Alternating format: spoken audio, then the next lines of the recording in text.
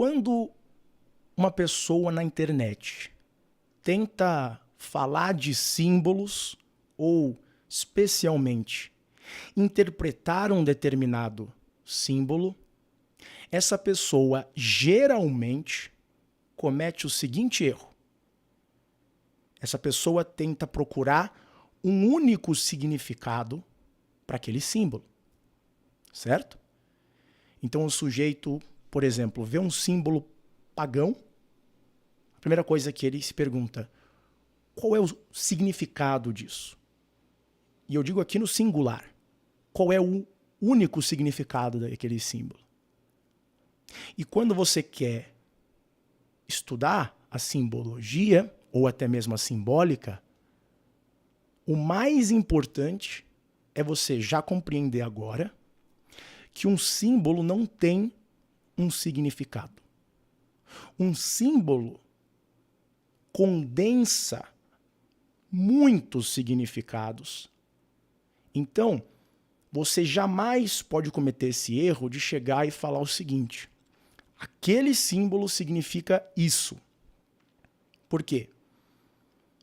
Porque você precisa, antes de fazer essa alegação, compreender como que aquele símbolo está sendo utilizado. Ou seja, o contexto, o grupo que está utilizando, o propósito de estar utilizando aquilo.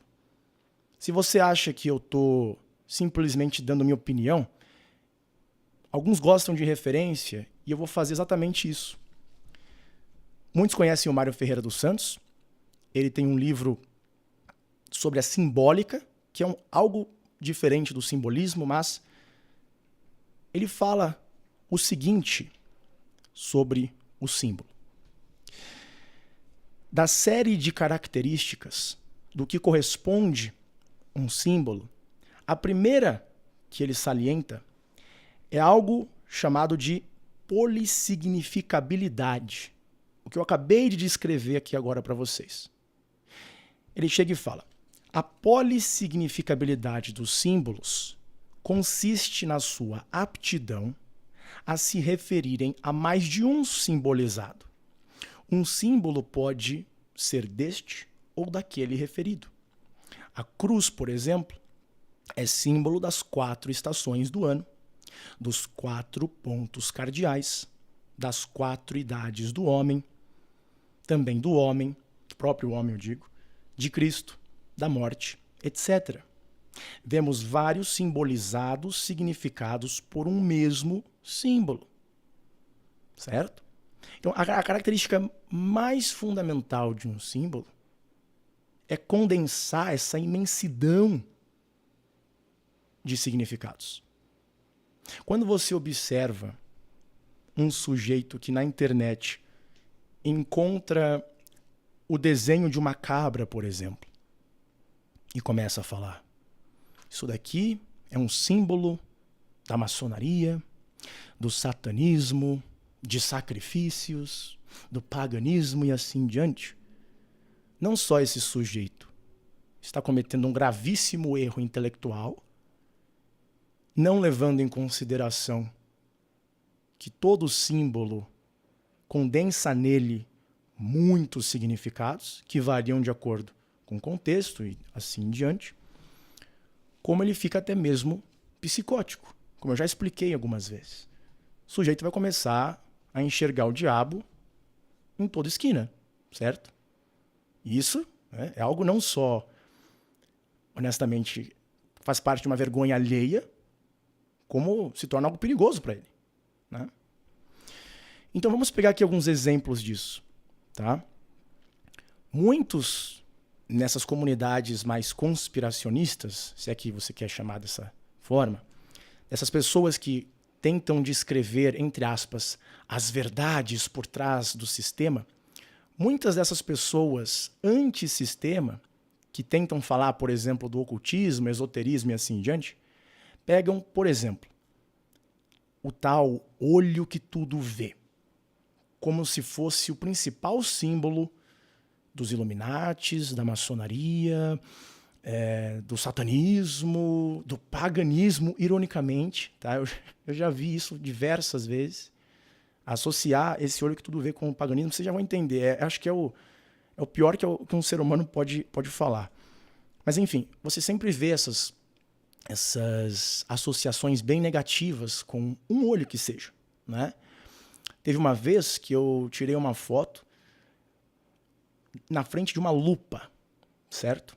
O significado que eu dei, de forma subjetiva, a essa foto, algo completamente diferente dos comentários que eu recebi, falando, ó, tá vendo? O Newman é maçom, o Newman é Illuminati, não sei o quê. Como que o sujeito tem a coragem de falar uma coisa dessas, eu também não sei.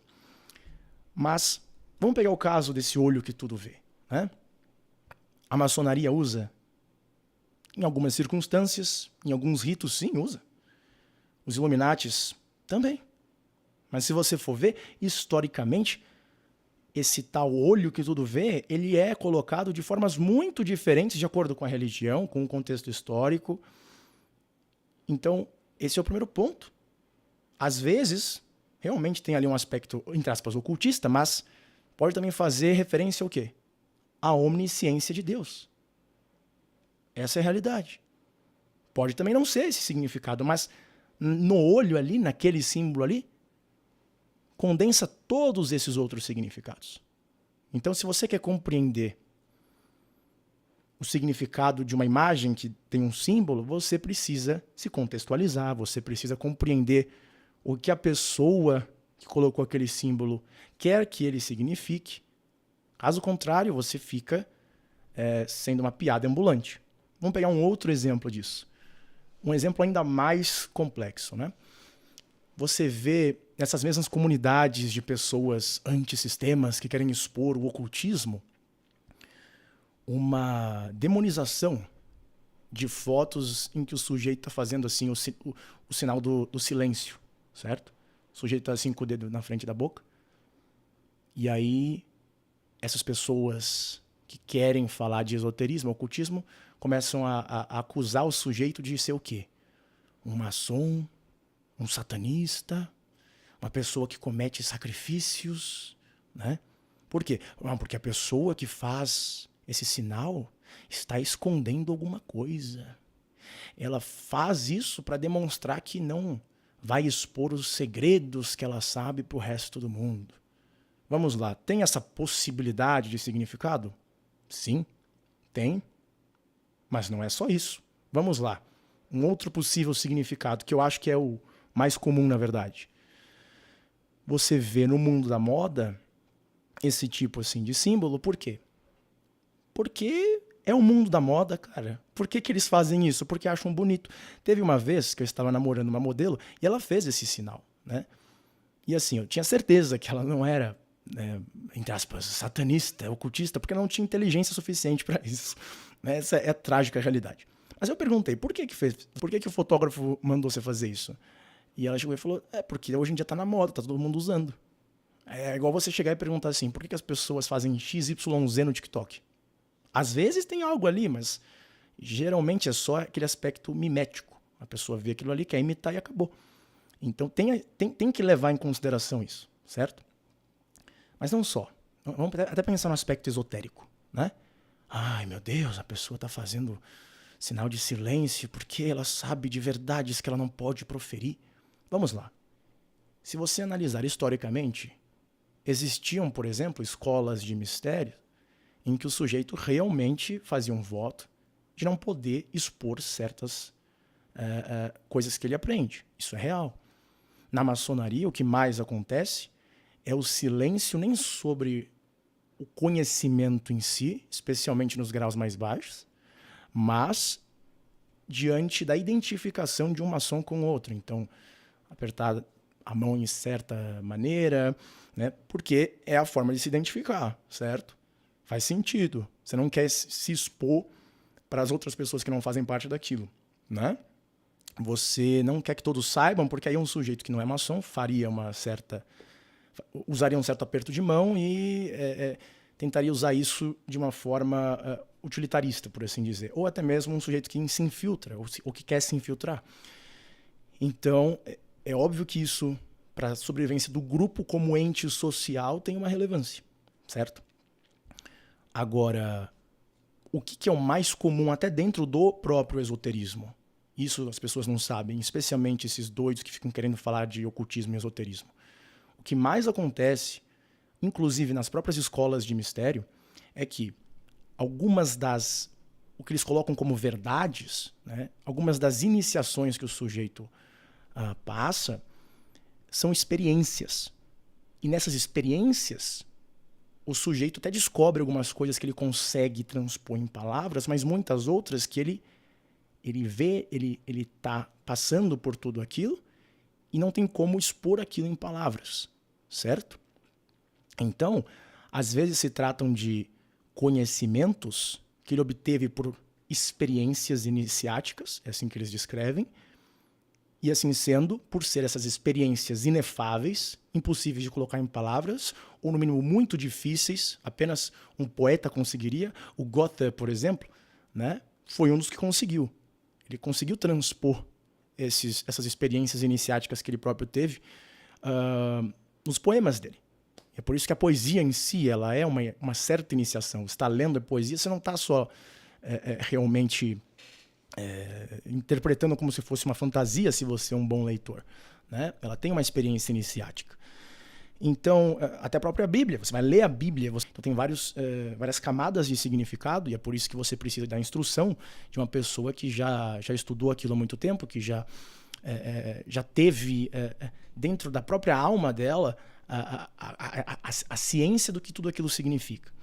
Então, quando a gente vê esse sinal do silêncio, em alguns casos, no esoterismo, se refere a essa incapacidade de transpor em palavras aquilo que o sujeito teve numa iniciação, numa experiência. Eu vou dar aqui um caso análogo a isso. Vocês já devem ter ouvido falar nas pessoas que usam hoje em dia muito substâncias psicodélicas, né, como ayahuasca, cogumelos, LSD e assim em diante. Primeiro, não é uma prática recente. Esse tipo de substância era utilizada por xamãs há milênios, né? E o que acontece? Se você analisar o que essas pessoas falam sobre essas experiências, muitas delas vão descrever exatamente isso que eu falei aqui para vocês. Que o que elas tiveram como experiência na tal viagem é algo que ela não consegue transpor em palavras. Ela própria entende de forma subjetiva, mas não consegue colocar de forma completamente lógica, racional e assim em diante, né? Então, esse é um aspecto muito, muito importante de levar em consideração. Quando você vê o sinal do silêncio da pessoa que não vai falar alguma coisa, às vezes é porque ela guarda dentro dela certos conhecimentos, no mínimo na visão dela, que ela não consegue transpor em palavras, certo? Significa que tudo isso é verdade, que você deve se tornar um xamã? Não estou argumentando isso. Estou demonstrando como que um único símbolo, né, da mão na frente dos lábios, pode significar muitas coisas, né?